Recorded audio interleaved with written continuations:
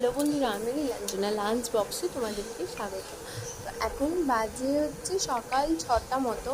তো দেখো, আমি ঘুম থেকে উঠে না ওকে চা করে যখন দিচ্ছিলাম তখন ভাবলাম যে আমি যখন ছোট ছিলাম, মানে স্কুলে টুলে যেতাম, তখন না আমার মা আমাকে ছাতু শরবত খাওয়াতো ডেলি সকালে। বা সকালে ধরো টিউশন থাকতো, তো মা কী করতো, ছাতু শরবত খাওয়াতো। তো মা যেইভাবে ছাতু শরবত খাওয়াতো, তো আমার হঠাৎ করে মনে পড়ে গেল যে আমি না এমনি ছাতু শরবত এইভাবে খেতে খুব ভালোবাসি। অনেকে পেঁয়াজ টেঁয়াজ দিয়ে খায়, যেমন আমার শ্বশুরবাড়িতেই আছে চল যে পেঁয়াজ টেঁয়াজ দিয়ে ছাতু শরবত খায়, বাট আমার একদম ভালো লাগে না।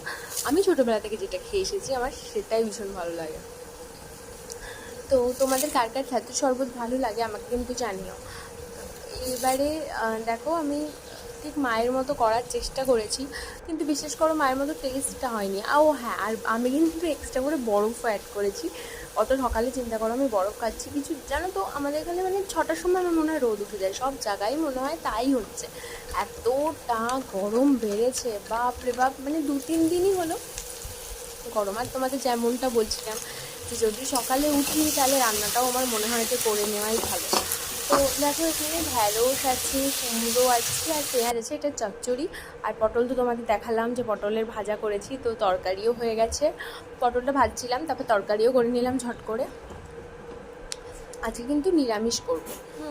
আজকে মঙ্গলবার তো, আর অষ্টমীও ছিল, তার জন্য। আর এখানে দেখো, জলখাবার আলাদা করে আর কিছু করিনি, ম্যাগি আর শসা।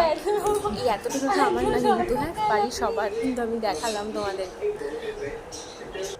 আর এখন আমার ডেলি রুটিন হয়েছে আমার মরা গাছগুলোকে বাঁচানোর চেষ্টা, যেটা আমি রাম রাম রাম ঠকেছি ফ্লিপকার্ট থেকে কিনে। মানে উঠলো বাই তো কটক যাই কথা আছে না, আমাকে অনেকে বলেছিল কি এইরকম ফালতু টাকা নষ্ট করার কোনো মানে হয় না, কিন্তু আমি তো শুনিনি, অ্যাজ ইউজুয়াল ব্যাস ঠকেছি। যাই হোক, বাদ দাও, ছাড়ো। আর মন ভালো করে দেওয়ার একটা আমার পার্সেল চলে এসেছে, 6টা নেল পালিশ। আমি 100 কত টাকা দিয়ে ফ্লিপকার্টে অফার ছিল, নিয়ে নিয়েছি। তো দেখো, কালারগুলো কিন্তু আমার প্রত্যেক কটা ভালো লেগেছে। যার রিভিউ মোটামুটি একটা ছিল, খুব ভালো ছিল না, খুব খারাপও ছিল না, কিন্তু কালারগুলো কিন্তু আমার ভীষণই ভালো লেগেছে। দেখো, তো তাই আমি তোমাদের সাথে শেয়ার করলাম। প্রত্যেক কটা কালারই কিন্তু খুবই সুন্দর। আরও ছিল। তো আজকে যেহেতু নিরামিষ, তো আমি ফ্রেঞ্চ ফ্রাই বানিয়েছিলাম।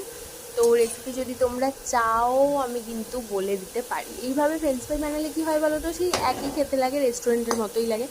এক গাদা রেস্টুরেন্টে গিয়ে পয়সা খরচা করার কোনো মানে হয় না, আমি তোমাদেরকে বলে দিচ্ছি। আলুটা খুব ভালো করে তোমরা যেমন ফ্রেঞ্চ ফ্রাইয়ের মতো কাটতে তোমরা দেখতে পাচ্ছ, এরকমভাবে আমি কেটে নিয়েছি। কেটে এটাকে কী করেছি, 90% বয়েল, 90 বললে ভুল হবে, 80% বয়েল করেছি। ঠিক আছে, 80% বয়েল করার পরে কর্নফ্লাওয়ার আর সামান্য নুন, ফ্রেঞ্চ ফ্রাইতে কিন্তু নুন দেয় না, কিন্তু আমি দিয়েছি সামান্য নুন দিয়ে। 90% বয়েল করার পরে আমি জলটা ছেঁকে খুব ভালো করে টিস্যু দিয়ে শুকিয়ে নিয়েছিলাম। তারপরে আবার ঠান্ডা বরফ জলে কিন্তু আমি 1.5 ঘন্টা থেকে 2 ঘন্টা ভিজিয়ে রেখেছি। তারপরে আমি ওটাকে আবার ভালো করে টিস্যু দিয়ে মুছে কিছুক্ষণ শুকনো প্লেটে রেখে শুকিয়ে তারপরে আমি ভেজেছি। যাই হোক, তোমরা বাড়িতে কিন্তু ট্রাই করতে পারো। সন্ধে হয়ে গেছে, সন্ধ্যের সময় চা তো বললাম দুধ চা ছাড়া চলে না।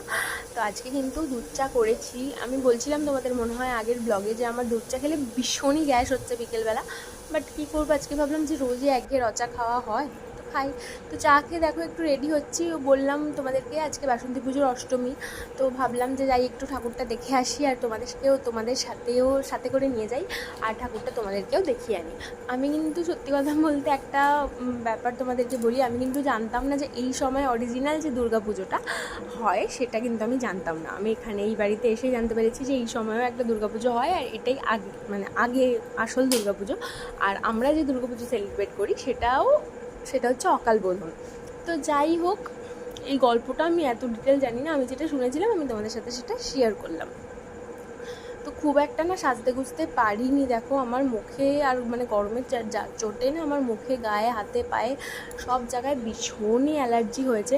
তো কোনো রকমে একটা মুখে মেখে কিছু করে মোটামুটি একটা শাড়ি টাড়ি পরে যাচ্ছি। এই সফট জামদানিটা পরে নিয়েছিলাম, কি ভীষণই। আর ব্লাউজ কিন্তু আমার সব এরকম টাইপেরই ব্লাউজ। আমি যেহেতু শাড়ি খুব একটা কম পরি, এখন চেষ্টা করছি যে সবেতেই শাড়ি পরার, কোথাও বেরোলে বাজারে টাজারে, কিন্তু তাও আর কি। তো এখন মোটামুটি আমি রেডি হয়ে নিচ্ছি। খুব একটা দূরে নয়, আমার বাড়ি থেকে 10 মিনিট মতো লাগে যেতে। তাই মোটামুটি একটা কিছু পরে, মোটামুটি একটা টুকটাক সেজে, একটুখানি ক্রিম মেখে আর একটা টিপ, একটু লিপস্টিক, একটু কাজল, ব্যাস আমি রেডি। আমি না এর থেকে বেশি কিছু আর করি না। আমি বিয়েবাড়ি গেলেও এইভাবেই চলে যাই। আমার সাজতে আমি পছন্দ করি, কিন্তু আমি নিজে সাজতে খুব একটা ভালো পারি না, তাই জন্য আমি বেশি সাজার কিংবা জবরজং করারও চেষ্টাও করি না। আর এই চুল এত বড়, মোটামুটি এত বড় মানে চুল নেই বললেই চলে এখন আর মাথায়, কিন্তু ওই লম্বাটা পাতলা হয়ে লম্বা হয়ে আছে, ঠিক আছে? তো তাই কিছু করা যায় না। বেরুনিও আমি অত ভালো করে করতে পারি না, আমি চুল বাঁধতে পারি না একদম ভালো। তো তাই জন্য যেখানেই যাই একটা খোপা করে নিই, আর শীতকাল থাকলে চুলটা ছেড়ে নিই, আর গরমকাল হলে বাঁধা ধরা আমার এই একটা খোপাই দেখতে পাবে। আমি সব সময় একটা খোপা করেই চলে যাই যেখানে যাই। দেখছো চুলটা কত পাতলা হয়ে গেছে।